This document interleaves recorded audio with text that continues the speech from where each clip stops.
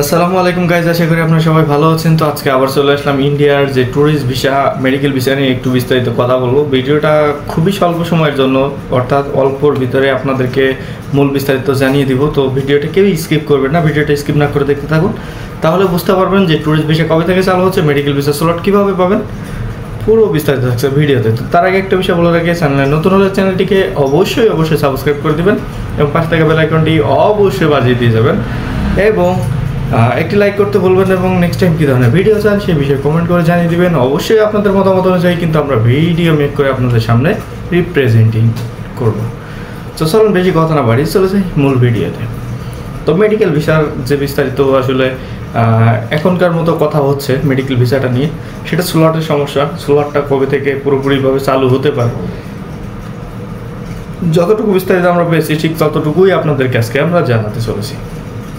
তো মেডিকেল ভিসার কিন্তু স্লট এখন আপাতত অনেকটা কম আছে, আপনি চাইলে কিন্তু অনেক ক্ষেত্রেই পাইতে পারেন, কিন্তু আপনাকে অনেক হ্যাসালের শিকার হতে হবে। অর্থাৎ আপনাকে অনেক ট্রাই করে তারপরে কিন্তু আপনাকে ডেটটা নিতে হচ্ছে। সো এই যে প্রবলেমটা, এটা সলভ হবে কবে এক্স্যাক্টলি, আসলে তারা তাদের নীতিমালা বা তাদের ওয়েবসাইটে কোনো ধরনের লিপিবদ্ধ করে নাই, যার কারণে আমরাও সঠিকভাবে বলতে পারছি না যে একেবারে পুরোপুরিভাবে চালু হবে কবে। তো আমরা আশা করি খুবই দ্রুত হয়তো বা পুরোপুরি সমাধান হয়ে যাবে। আর যারা ডেট পেয়েছেন অনেকে মেসেজ দিচ্ছেন যে ভাই আমি ডেট পেয়েছি কিন্তু আমার মেসেজটা আসতেছে না কেন। তো হ্যাঁ, মেসেজটা না আসার কারণে তাদের সার্ভারের সমস্যা, সার্ভারের কারণে কিন্তু মেসেজটা আসতেছে না। সো আপনাদের নিচে স্লিপের নিচে যে ল্যান্ডলাইন হেল্পলাইন নাম্বারটা থাকবে, আপনার চাইলে সেখানে কিন্তু তাদের সাথে সরাসরি যোগাযোগ করতে পারবেন এবং আপনার সমস্যাটা তুলে ধরার চেষ্টা করতে পারেন।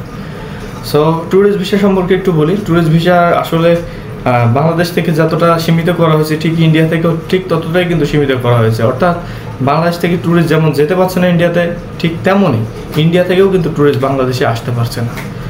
সো এখান থেকে আমরা যতটুকু জানতে পারলাম, যখন বাংলাদেশ থেকে পুরোপুরি চালু হবে, ঠিক ইন্ডিয়া থেকেও ঠিক পুরোপুরি চালু হবে। অর্থাৎ ইন্ডিয়া সরকার যখন ট্যুরিস্ট আবার নেওয়া শুরু করবে, বাংলাদেশ সরকারও কিন্তু ট্যুরিস্ট নেওয়া শুরু করবে। অর্থাৎ তারা সীমিত রাখছে কারণ এখন পুরোটাই সীমিত হয়ে আছে।